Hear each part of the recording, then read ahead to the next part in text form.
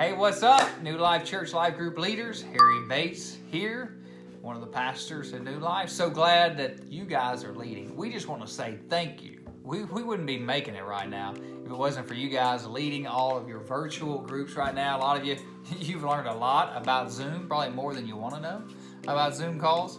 And you've probably been on a lot of them here lately, maybe for work, definitely here for church, and FaceTime calls, all sorts of things that we never imagined we would be doing. But I just want to tell you, thank you for what you're doing. Here's what I also want to help you out with. Give you some best practices on how to have the most productive Zoom call meeting that you can have. And so I want to give you 7 tips, right? 7 is the perfect number. That's what the word says. I don't think this is going to be perfect, what I'm going to do, but I'm going to give you my best shot. So here we go. 7 things. Number 1, start your meetings on time. Don't be late. Get there. Be a couple minutes early. Be ready. Send out the etiquette video to everybody in your group before you start your next Zoom call meeting. We know your people are struggling with etiquette, right? So here's what some of them are doing. They're starting their meetings and they got their phone in their lap, and we're checking out double chins and all kinds of stuff from them. And then they're picking, they're grinning. They don't realize that everybody can see everything they're doing. So send out that etiquette video that Tyler Tarver has prepared for us. Number 2, be prepared. Like, have a schedule. Have a plan. Don't be rabbit trailing the whole time. Like, know what you're going to do before you get on the call. It's going to make a big difference in you having an effective and efficient and honestly life-giving Zoom call. So make sure you are prepared. Have a little word. As Jason Kimbrough in Fayetteville likes to say, have a little juicy nugget for them. Come on, a little something for them. They're going to love it. Number 3 is this. Engage everyone. Like, as soon as they come on the call, say, hey, what's up? Marcus Brown, I'm so glad you're here. You invite them in. James Bennett, good to see you. Matt Moser, I'm tired of seeing you. Matt, it's so good to see you. Invite them in. Make them feel glad to be there. And I know that it's going to make a difference for them. Call on people. Like, whenever you're discussing things, maybe if you have that little word for them, like, call on somebody, especially somebody that's maybe been quiet, that you know that they're normally engaged and they just seem to be disengaged. Try to get them back involved. Number 4 is this one. Be encouraging. Like, come on. Some people are going through a lot right now. So you need to do everything you can to, like, encourage them. Like, smile a lot and act like you're happy, like you're glad to be on that call, and just enjoy being with them. I know it's good to see people, right? So be encouraging. Respond back to them. When they're talking to you about something, like, respond back. Like, nod your head. Act like you're paying attention to what they are saying. Number 5, this is a big one. Be real.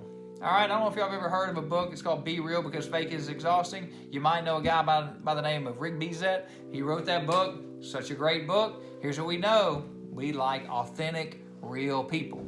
Any of you guys about my age remember Milli Vanilli?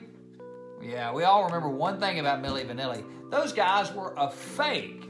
We found out they were lip syncing. We realized they couldn't even sing as good as me. Like, I'm terrible. I can't harmonize anybody. I can't carry a tune.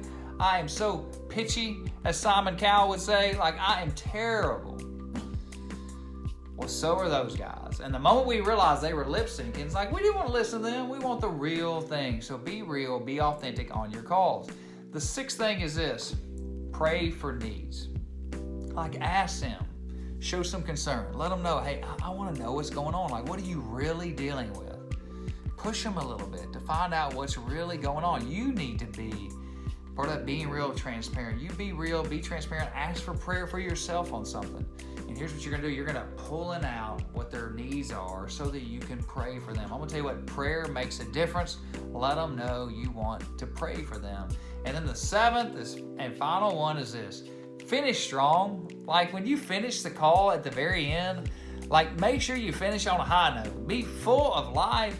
Be encouraging. High-fiving people on the way out. Telling them how glad you are that they joined. Like, you want them to think when they leave that call, man, I can't wait for the next one.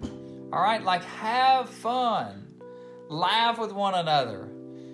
And just talk about things that you would normally talk about when you're just sitting around the living room with your friends, all right? Like, if you were normally in your life group, try to make it as real as possible and finish strong. And so that's what I've got for you today. There's 7 things that I think all of you if you'll incorporate these into your calls, I think you guys are going to really enjoy it. I've been hearing stories about how, honestly, some groups are actually growing right now through the Zoom calls because they're not having to deal with getting kids to the babysitters and all that type of stuff. So here's what I want to tell you to do.